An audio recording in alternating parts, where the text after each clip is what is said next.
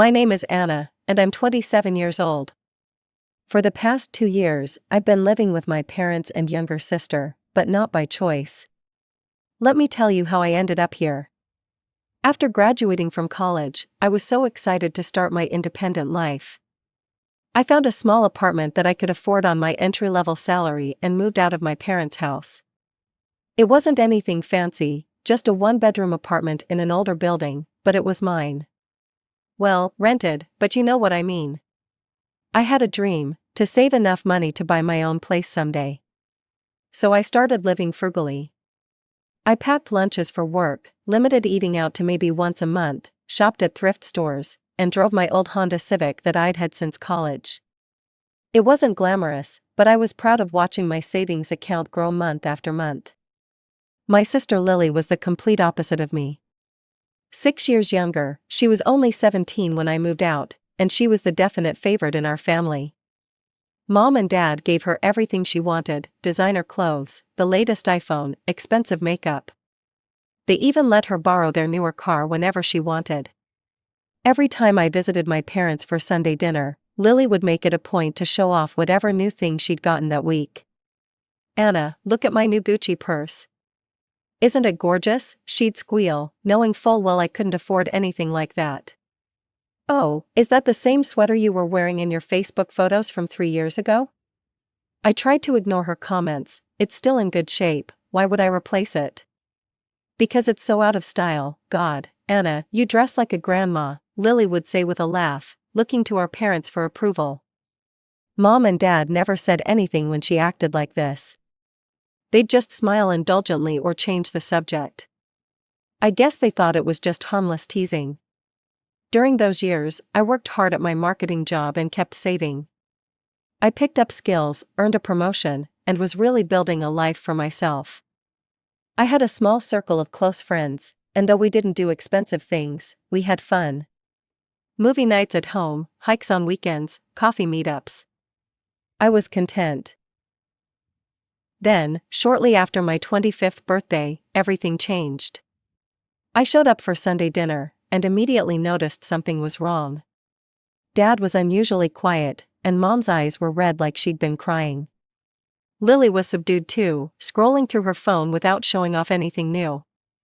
We sat down to eat, and the tension was thick in the air. Finally, Dad cleared his throat. "Anna, we need to talk to you about something important," he said, his voice strained. Mom reached over and squeezed his hand. "Your father lost his job last week. The company is downsizing, and they let go of everyone in his department." I put down my fork. "I'm so sorry, Dad, that's terrible." Mom started twisting her napkin in her hands. "The thing is, Anna, we don't know how we're going to manage financially. Lily's tuition payments for college start next month, and then there's the mortgage, car payments, utilities." Then they all three looked at me, and I knew what was coming before they said it. "Anna," Mom said, tears welling up in her eyes, "we hate to ask this of you, but we're desperate. Would you consider moving back home for a while? Just until your father finds a new job. If you contributed to the household expenses, we could keep paying for Lily's tuition and keep the house." I felt like I'd been punched in the gut. Move back home, give up my independence? Put my own savings plan on hold? But looking at their desperate faces, I couldn't say no. "How much would you need each month?" I asked, already mentally saying goodbye to my apartment. "About $1,800 would cover Lily's tuition and help with the bills," Mom calculated quickly. That was a huge chunk of my salary. Almost everything I had been putting into savings each month. But they were my family, and they needed me. "Okay," I said finally. "I'll give notice on my apartment this week." Mom burst into tears and hugged me tightly. "You're saving us, Anna. You're truly saving this family." Dad looked relieved and grateful.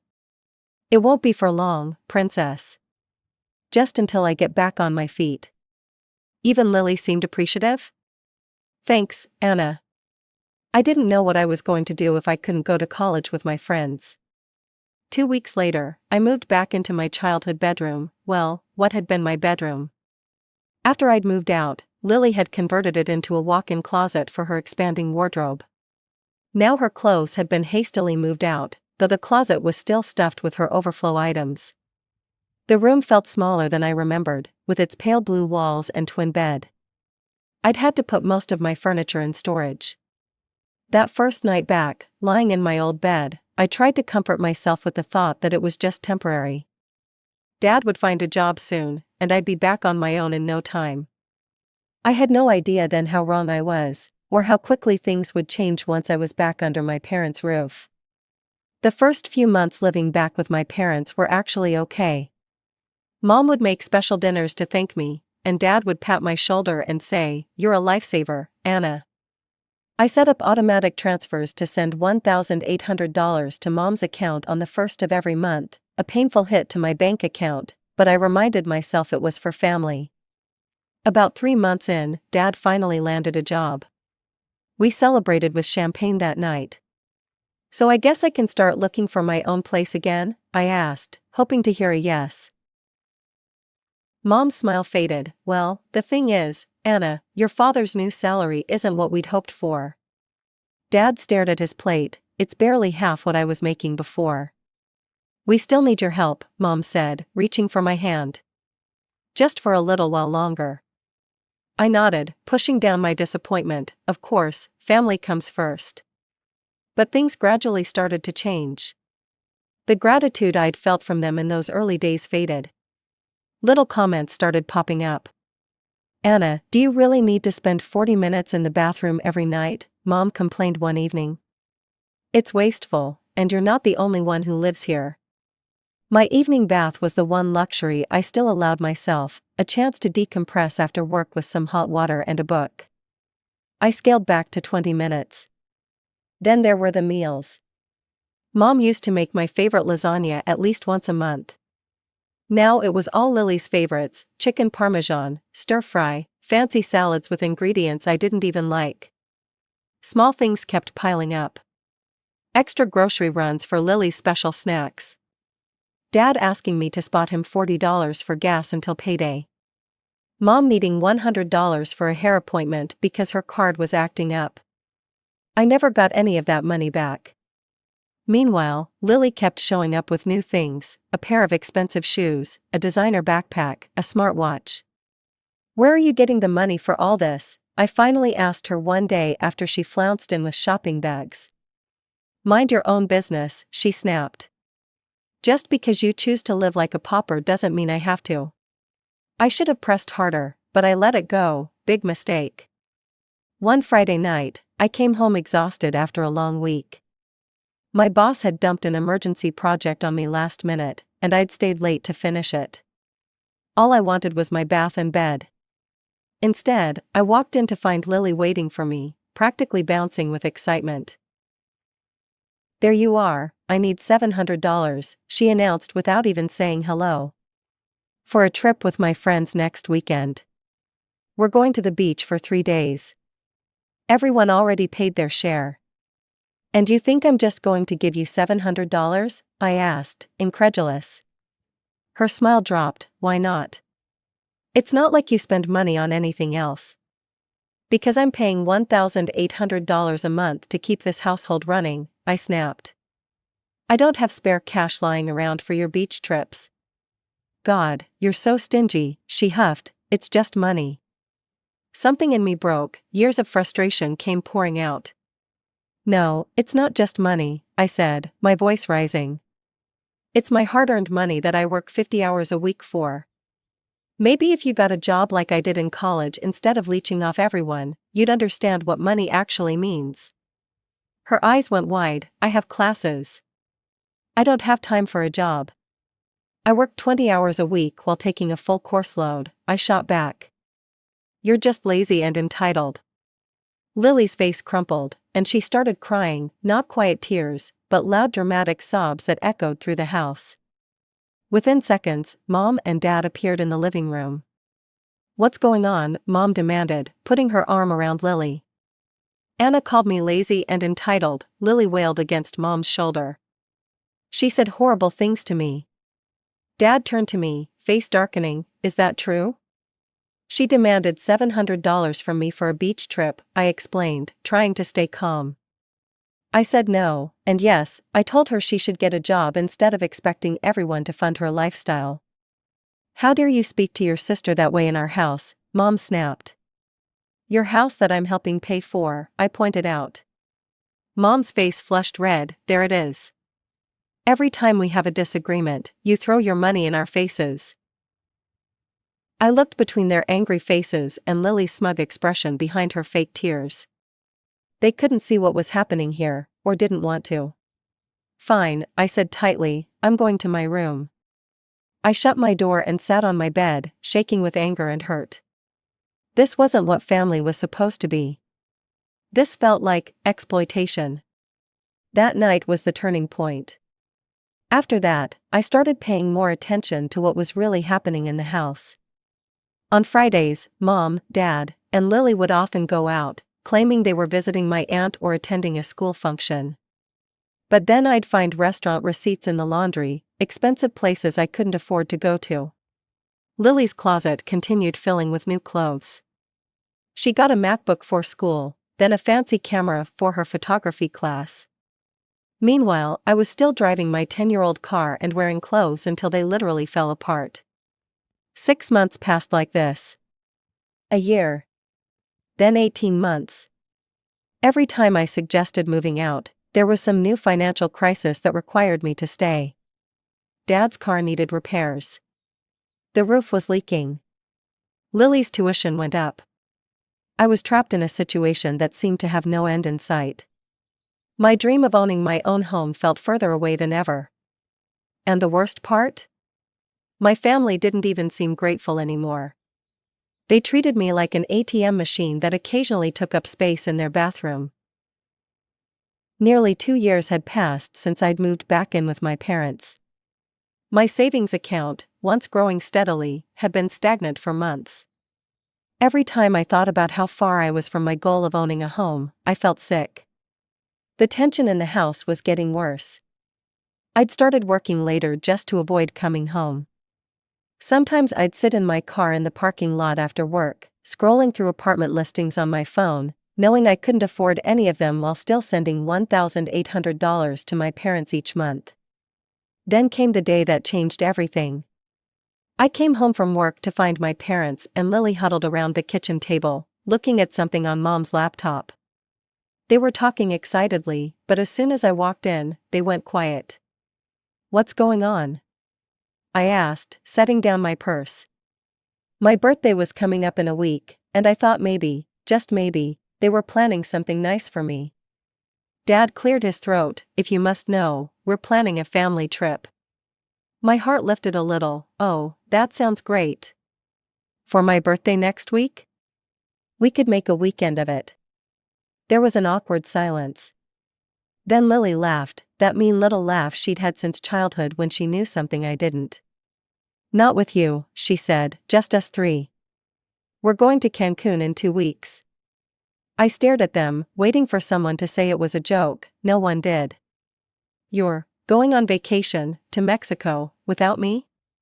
I tried to process what I was hearing.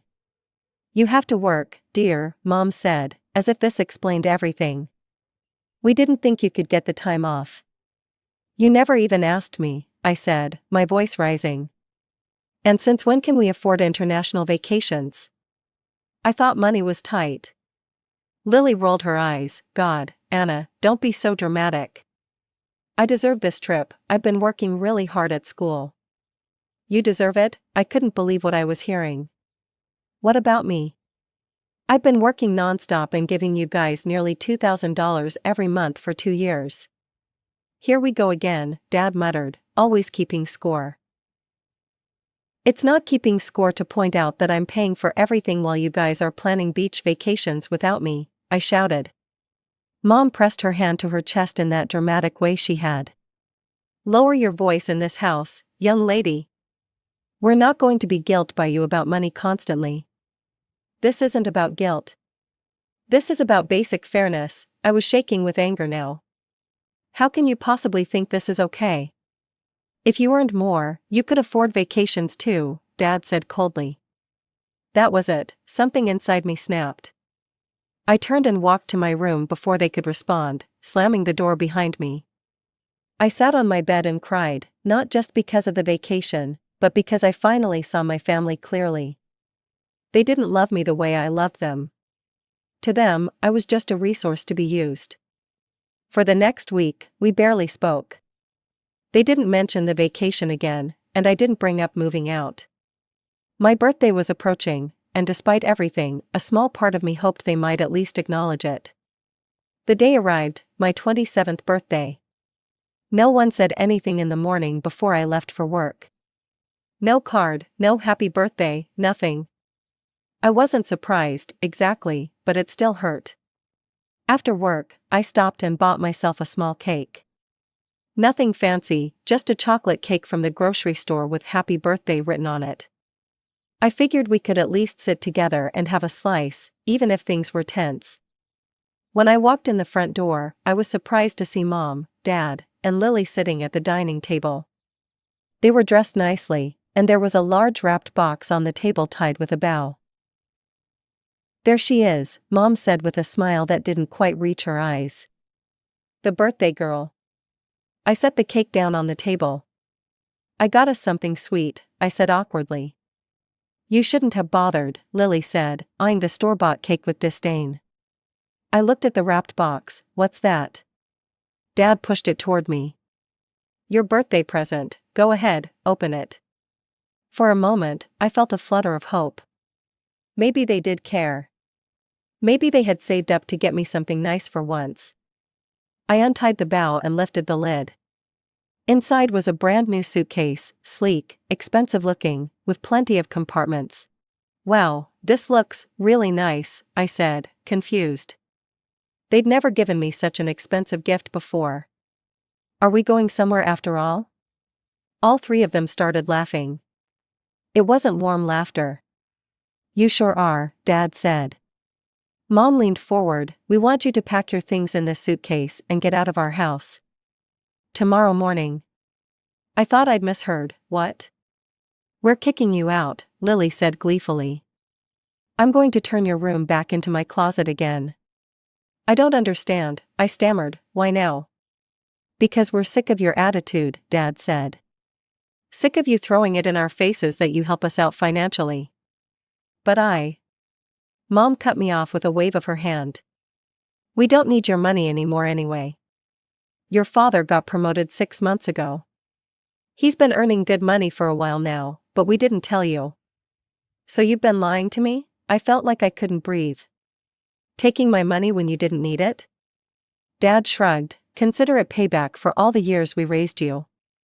I looked at each of their faces, smug, unapologetic, cruel. These people were strangers to me. Without a word, I stood up and went to my room. I didn't cry. I didn't scream. I just felt a strange sense of clarity. This birthday had indeed become a gift. It had shown me exactly who my family was, and that I needed to get away from them for good. I didn't join them for cake. I heard them laughing downstairs, probably eating my birthday cake without me. I lay on my bed staring at the ceiling, thinking about what to do next. The next morning, I packed everything I owned into the new suitcase and a few boxes. It didn't take long. I hadn't accumulated much in the 2 years I'd been back. My parents and Lily were still asleep when I called an Uber to take me and my stuff to the nearest hostel. The hostel was basic, a small room with 4 bunk beds, shared bathrooms, and a communal kitchen.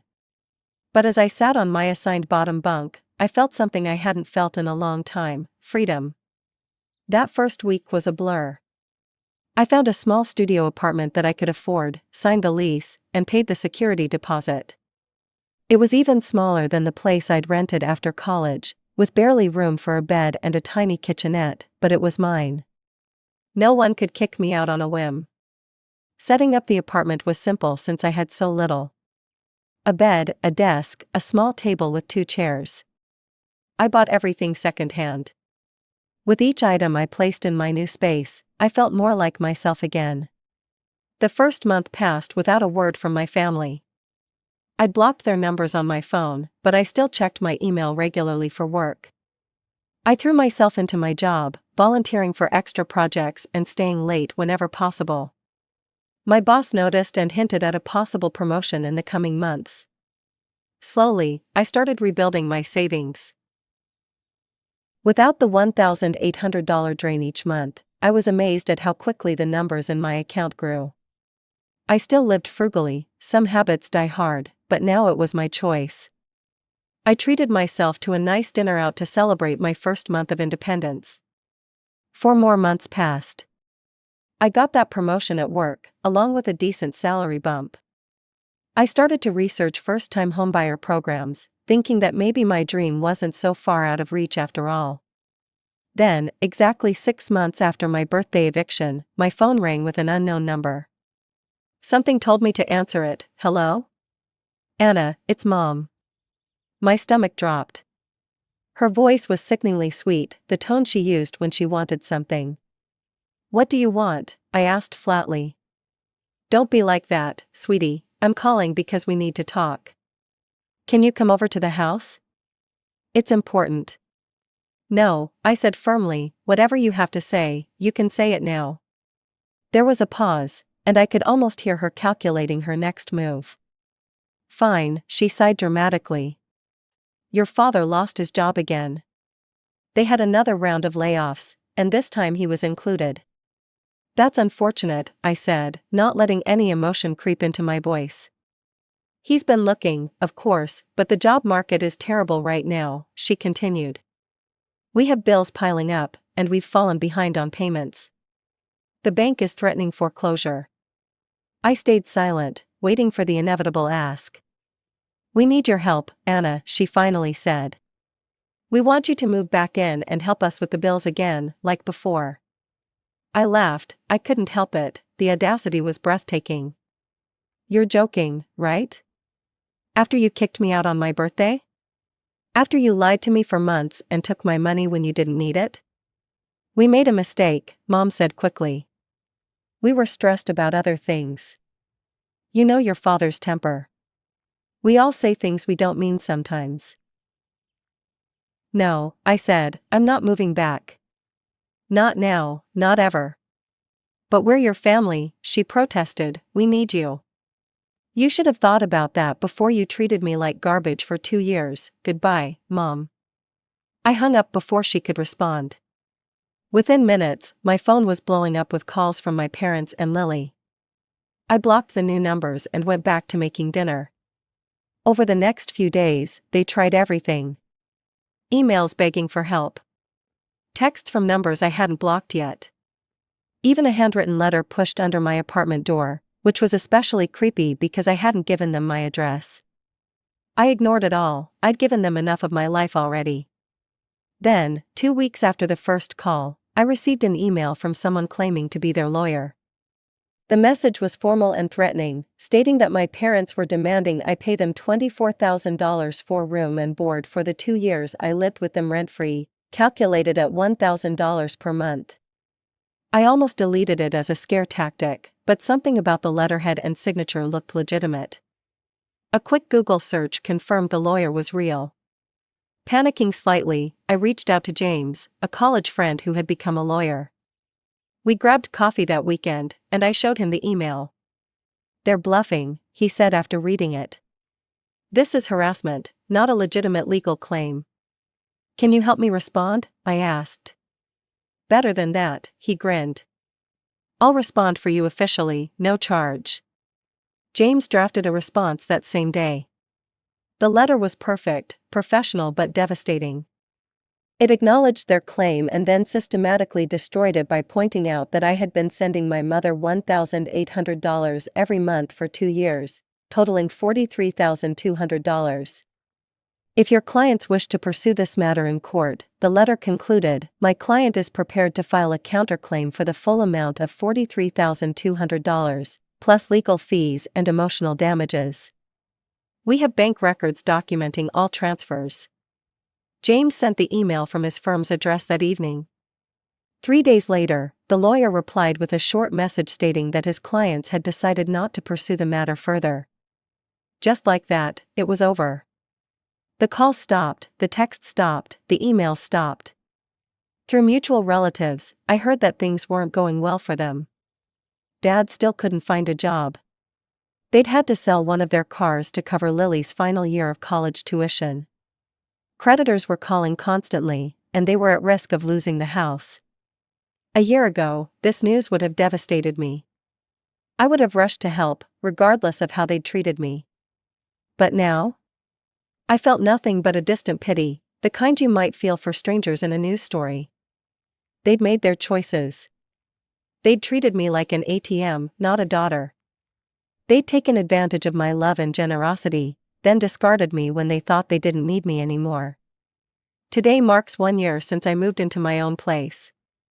I just put a deposit down on a small townhouse through a first-time homebuyer program, not my dream home yet, but a stepping stone. My savings account is healthier than it's ever been. I got another promotion at work and even started dating someone who respects me and my goals. Sometimes, in quiet moments, I still feel a pang of sadness for what I lost, not the money, but the illusion of family. I thought I knew who they were.